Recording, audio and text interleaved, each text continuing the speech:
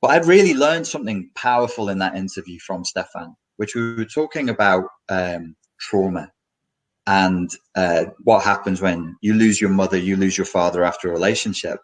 And he made me realize something as a philosopher that no psychologist had ever caused me to realize.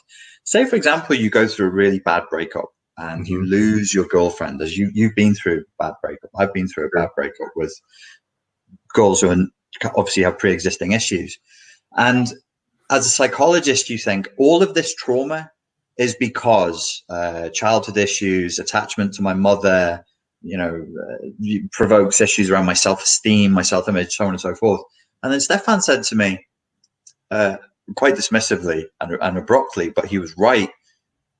No, actually, the trauma is when you realize that nobody gives a fuck. And I was like, oh, shit. So I went through this breakup. My friends didn't care. My family didn't care. I couldn't pay a psychologist to care. I did pay psychologists to care. And some of them laughed at me, literally. I had a woman who was a psychologist, and I said to her, look, I want to discuss with you narcissistic abuse. I want to discuss CPTSD with you. And we got to that point in the psychology sessions, and she literally started laughing. And I said, why are you laughing whenever we talk about covert narcissistic abuse? And she went, well, it doesn't exist. And I was like, hold up. Like, you know what I do for a living. I asked you if you were aware of this and read the research on it, and you said you had. Now that we're at the point of vulnerability where I'm actually sharing with you in a session, you're laughing in my face and telling me the thing that I need to discuss with you isn't real.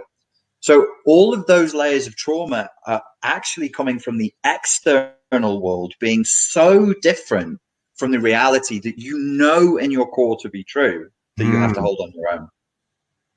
Wow. So then what the fuck happened to this therapist of yours, man? If you don't mind, we don't have to go into it, but. Oh, no, unfortunately, it was over Skype, because if it had been face to face, I probably would have seen how quickly I could have choked her unconscious with one hand, just as an experiment. Did you World Health Organization her and just hang up with no explanation? Yeah. Tell me about Taiwan, quick.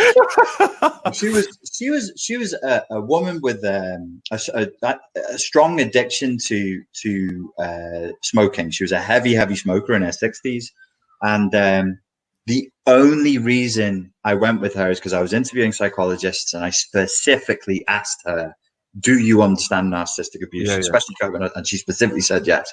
So the trauma is in having your reality denied by external. Yeah.